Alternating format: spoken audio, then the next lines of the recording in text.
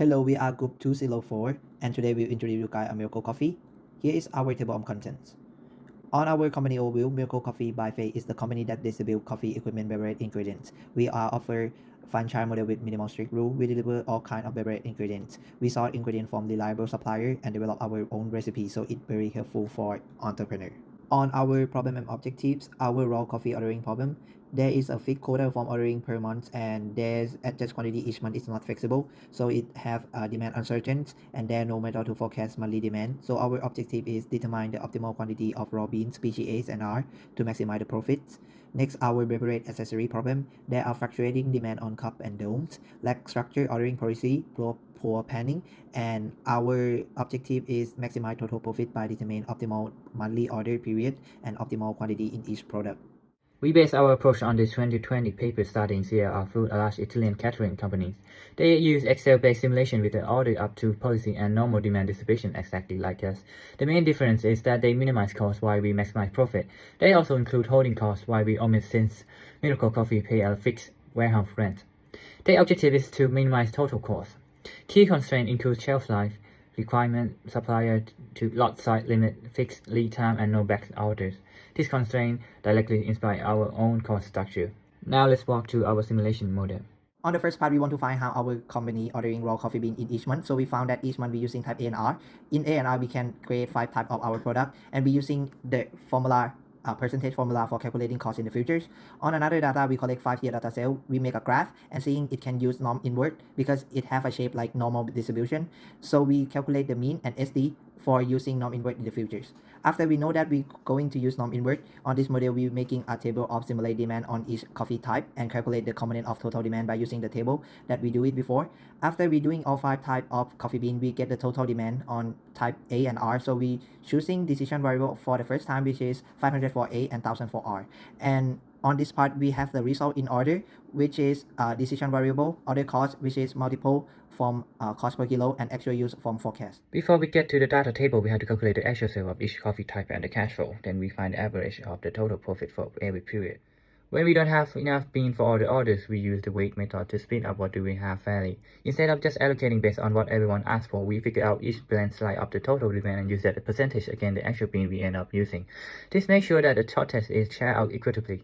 For example, since Blue Mountain is account for 1.94% of the total demand, the actual usage gets set at the 1.94 of the 550 kilo we use, which is 10.65 kilo.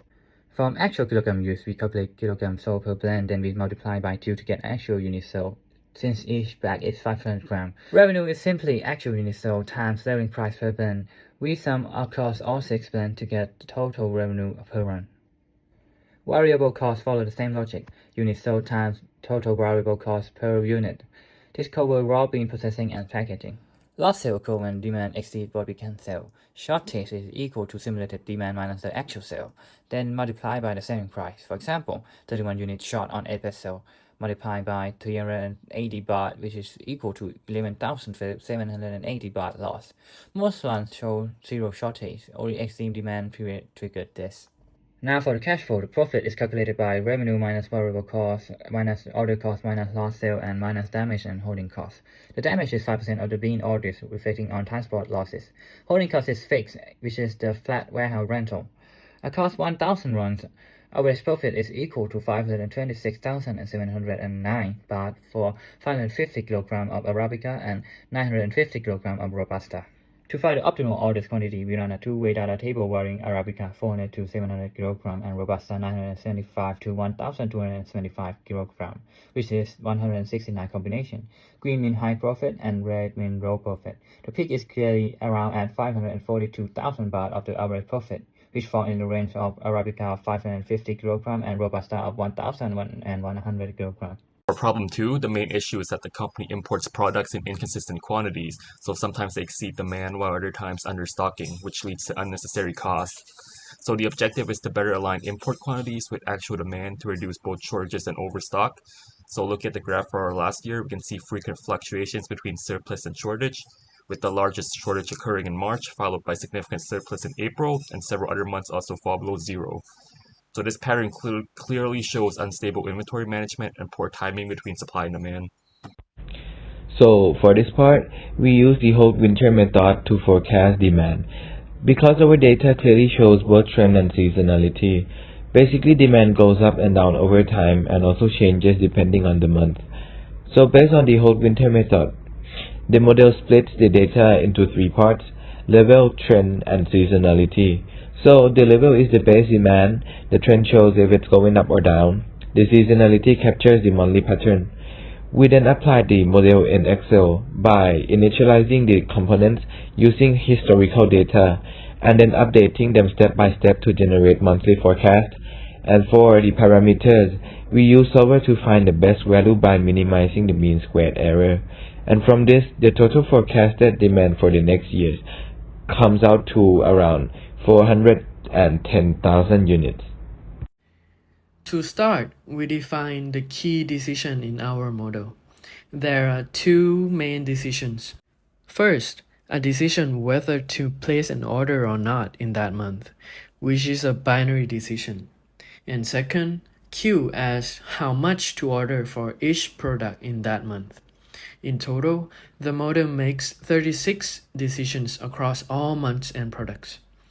Also, we apply order linking constraint, where this links order quantity to correspond whether an order is placed. For example, in December, binary decision is 0. Then this constraint forces quantity order for both products to not place an order. And here's the result of forecasted demand by peak using Holt Winter's exponential smoothing. To ensure realistic decisions, we apply these sets of constraints, which includes binary shipment decision, order linking constraint, MOQ requirements from supplier, safety stock requirements, warehouse capacity limitation, and non-negativities. All in all, we have 132 constraints controlling this system. Next, we model how inventory flows over time. For January, beginning inventory starts from the initial stock. From February onwards, beginning inventory is simply the ending inventory from the previous month.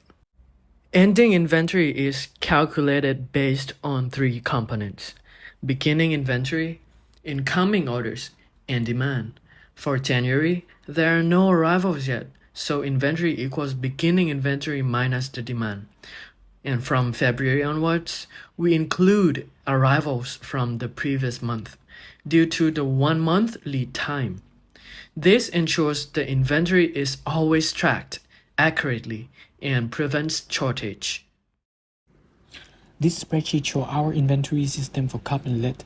We start with a warehouse capacity of 700,000 units, a shipment cost of 8% of the product price, and 2% holding cost. The lead time for custom logo cups is 1 month. We buy cups and lid for 3 and 1.5 baht each, selling them for 5 and 3 baht each. Each order must be at least 1,000 units with a maximum of 500,000 units. Safety stock is calculated by multiplying the maximum demand by 1 period and subtracting the average demand times 1 period. The third table shows the forecasted demand for each product, helping us plan our inventory orders. This spreadsheet also includes cost and revenue calculations. The revenue is calculated by multiplying the demand for cups by the cup selling price and the demand for lid by the lid selling price. For cost, we calculated the cups order quantity times cost of the cups and the lid order quantity times the cost of the lid. Holding cost is calculated by 2% of the total cost per month. The shipping cost is 0.8% of the order quantity for both cups and lid.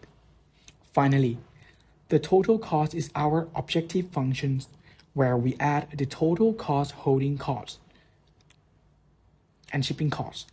We use solver to minimize the total cost. And for the impact, the comparison between the original result and the optimized outcome shows clear improvement in performance. The picture shows that the model helped decrease annual total cost for around 15% after optimized. Specifically, the company achieved higher profit due to the better alignment between import quantities and actual demand.